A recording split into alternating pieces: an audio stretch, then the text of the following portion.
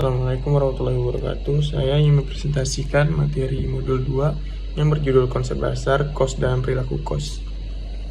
Sebelum memulai presentasi, saya ingin memperkenalkan diri terlebih dahulu. Perkenalkan, nama saya Muhammad Raffi dari kelas 4A nomor absen 15. Materi pertama adalah pemisahan kos campuran. Kos campuran tidak akan memberi informasi yang bermanfaat bagi pihak manajemen untuk pengambilan keputusan.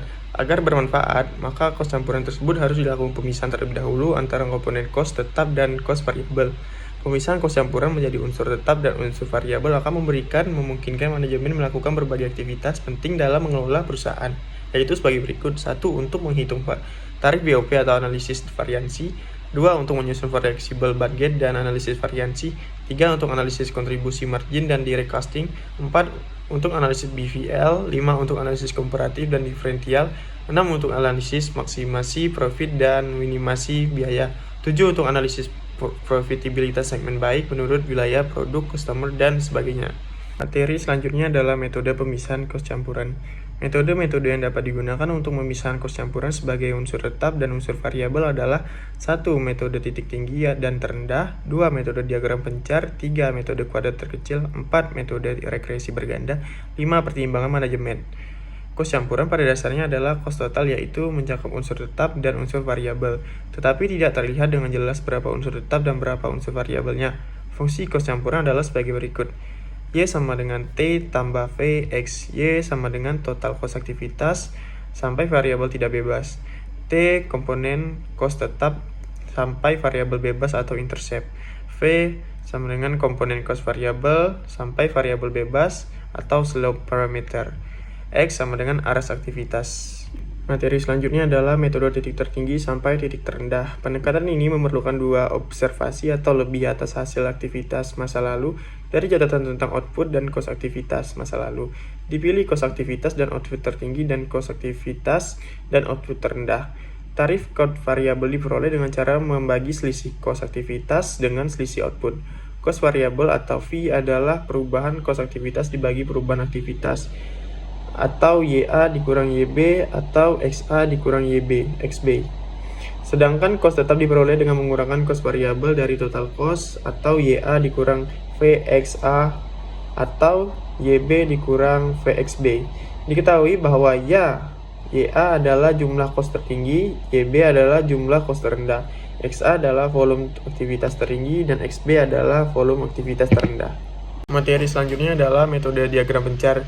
Hakikat metode ini adalah menggambarkan pola penyebaran data selama beberapa periode amatan. Dari pola tersebut dilakukan pengamatan secara visual, kemudian ditarik garis secara serampangan yang membelah tengah pola penyebaran data tersebut. Langkah-langkah yang harus diikuti adalah: pertama, menempatkan titik-titik koordinat yang menunjukkan hubungan kos pelayanan, peti kemas, dan jumlah peti kemas yang ditangani untuk semua data amatan. Kedua, amati pola penyebaran titik-titik koordinat tersebut sehingga diperoleh bentuk gugusannya.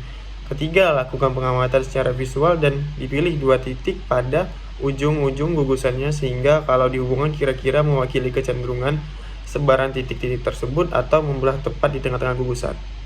Materi selanjutnya adalah regresi berganda. Prinsip pemisah metode LS sebenarnya tidak berbeda dengan metode regresi berganda, yaitu hanya dengan satu unsur kos variabel atau satu variabel bebas. Sedangkan regresi berganda terdiri dari lebih dari satu variabel bebas. Bentuk persamaan regresi berganda yang mana jumlah variabel prediktor lebih dari satu adalah sebagai berikut. Y sama dengan T ditambah V1 X1 ditambah V2 X2 ditambah titik-titik ditambah Vn Xn titik-titik.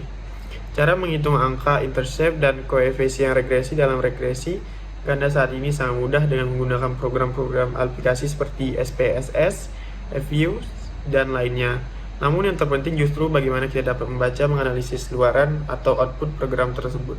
Selanjutnya, pertimbangan manajemen.